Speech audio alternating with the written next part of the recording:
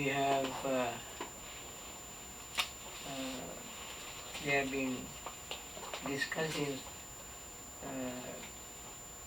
Madhyama Nikaya sutras from the beginning, and we never reached the end. After 10 or 15 sutras, our discussion discontinued and never started again. So this time I decided to start from the end, which we have never done before. So you can see it. Well, okay.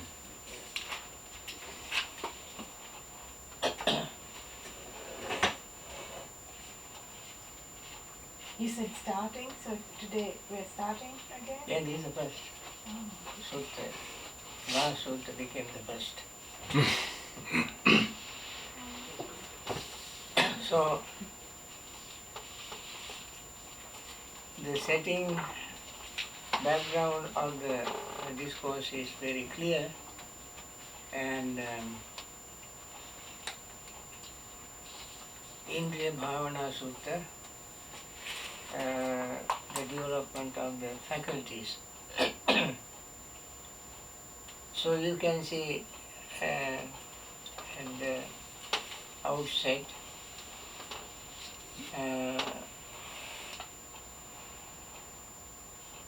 the Buddha living in at Kajangala in a grove of Mukhelu trees. I don't know what Mukhelu trees is. It is just a kind of trees. So the forest had a lot of Mukhelu trees. Then there was another very famous Brahmin teacher called Parasarya, and he had a disciple called Uttara. So Uttara visited the Buddha, and then after having a cordial talk, asking how are you, where you came from, what is your name, things like this, after all these things, this Uttara, Parasarya's disciple, sat on one side, and then Parasarya, Buddha asked Parasarya, the Uttara, how does he teach his disciples the development of the faculties? He asked Uttara, how your teacher teaches the development of faculties. So Uttara's reply was very interesting. He simply said, here, Master Gautama, one does not see forms with the eye, one does not hear sounds with the ear. That is how the Brahmin Parasarya teaches his disciples the development of the faculties. Very easy. Close your eyes, plug your ears, like when some cut trees, plug ears, so you will not hear sounds, you will not see objects. Very simple. And Buddha was very witty. Buddha said, if that is so, Uttara, then a blind man and deaf man will have developed faculties according to what the Brahmin Parasarya says. Very simple. For a blind man does not see forms with the eyes, and deaf man does not hear the sounds with the ear. As soon as Buddha said this, Uttara became speechless. he was, it is said,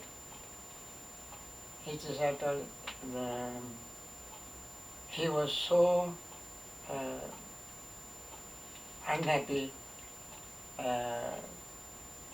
sat silent, dismayed, with shoulders drooping and beat down, glum and without response. What can he do?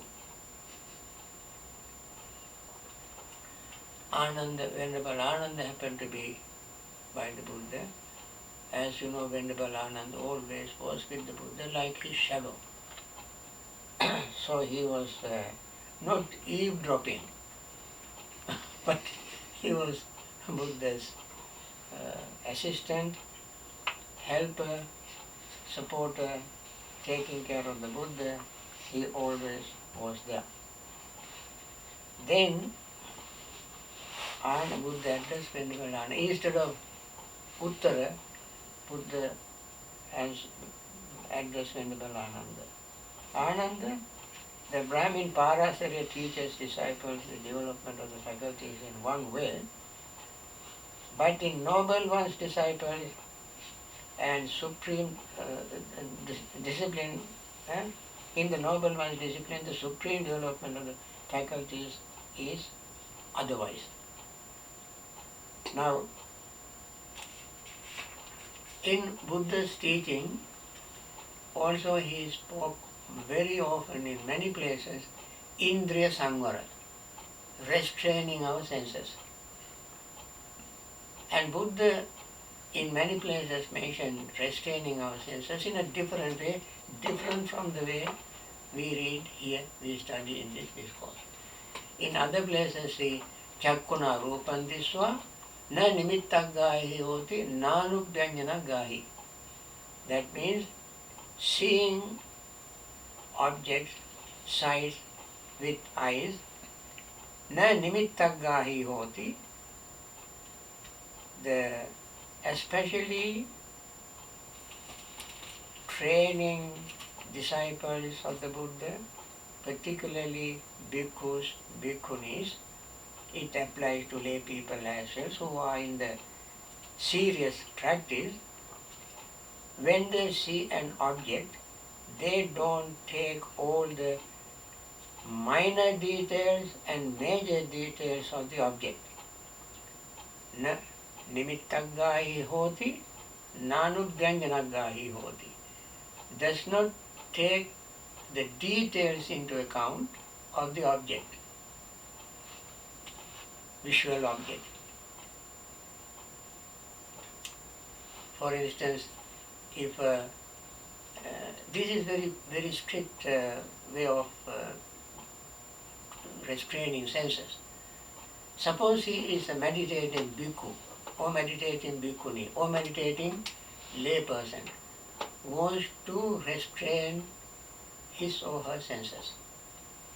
When she sees an object, like monk sees a woman, or woman sees a man, monk does not take her appearance, color, shape, eyes, nose, and the skin color, hair style, the clothes she wears, her gender. He does not take any of these into account. He, seeing a woman, just become aware of the fact that he saw a figure, visual object, that's all. So in him, lust would not arise. Or if he sees an ugly person, he does not take into account of that person's appearance, color, shape, and so forth. So that there will not arise resentment in his mind. Or if he sees a neutral object, again he will not confuse himself with regard to that neutral object. He simply becomes aware of the fact that object appeared in the mind. before his eyes. And this is what Buddha told who? Very famous person, famous incident. All that monk that was studying decomposition of the body. No. Bahya Darujiriya. It's a very famous story. He asked Darujiriya, Ditte Ditthamattam, Sute Sutamattam, Mute Mutamattam, Vinyate Vinyatamattam. That means seeing an object, become aware of the fact that you have seen an object. That's all. Hearing a sound, music, talk, or whatever, become aware of the fact that you heard a sound. Smelling, tasting, touching, and thought. When it arises, you just become aware of it. Don't go beyond that. Now, here is a elaboration of the same way that he taught to Bahya Darujiriya. Here Buddha gives some similes for the first training. That is called supreme development of faculties. Now, little detail is here. I think I try to bring these two to compare, if assuming that you have either read or heard of Bahya Darujiriya's story. I don't want to go into detail of that, but when you read that some other time we can discuss it. So, Venerable Ananda requested the Buddha to teach. He said, Parasarya's teaching of disciplining senses is different from the Aryan, that means noble ones. Noble ones here means the Buddha. Buddha's way of teaching how to restrain senses. Then Venerable Ananda requested the Buddha to explain it. Then Buddha said, now Ananda, this is how it happened. Ananda here, when a bhikkhu sees a form with the eye, there arises in him what is agreeable, there arises what is disagreeable, there arises what is both agreeable and disagreeable. That means when one sees a pleasant object, the person likes, then that means pleasure arises in him, disagreeable, agreeable.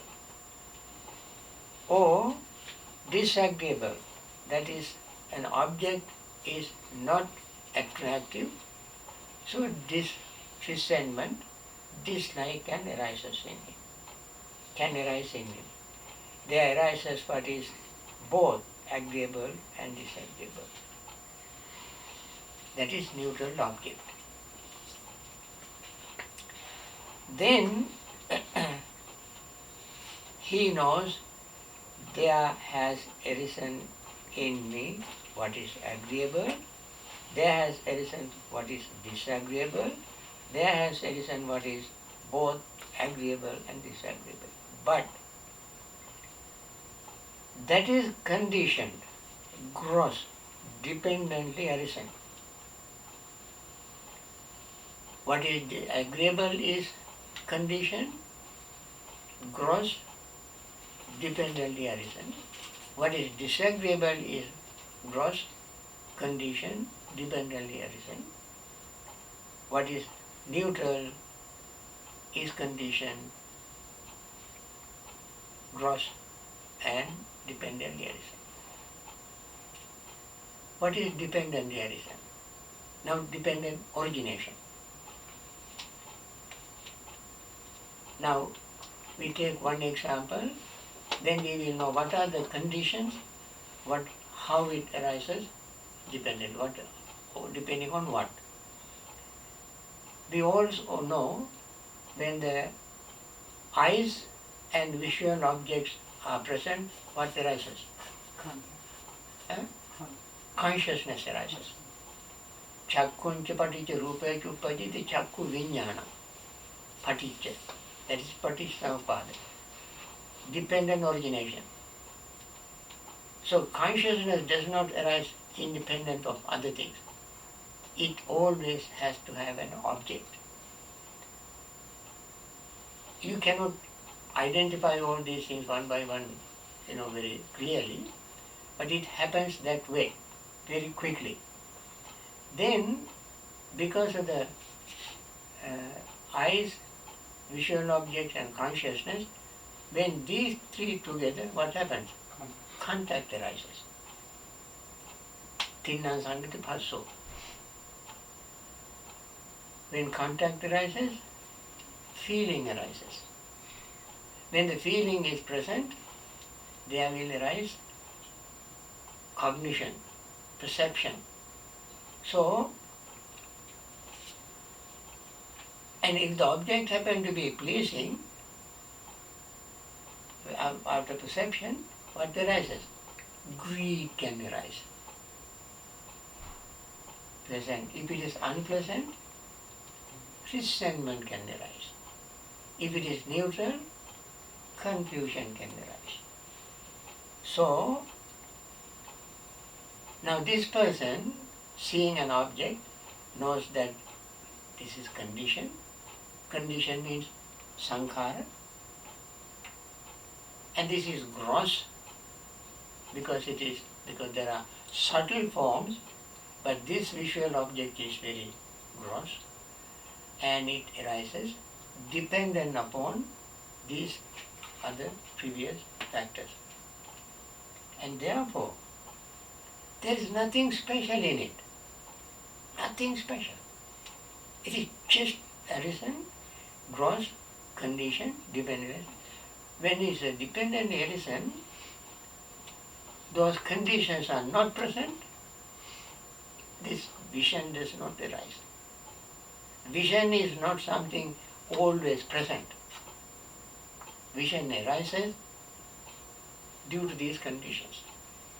Just like a rainbow, does it exist? You never find rainbow anywhere. Only when the causes and conditions come together, rainbow appears. Otherwise there is no rainbow. So, he very mindfully, this is a meditation, bhavana, indriya bhavana, meditation. So, the disagreeable that arose,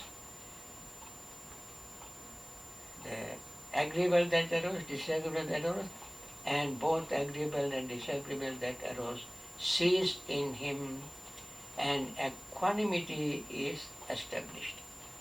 When he knows that this is condition, this is gross, this is dependently arisen, there is nothing special in it, then equanimity develops, grows, is born, equanimity is born and established in his mind. And Buddha gives beautiful simile.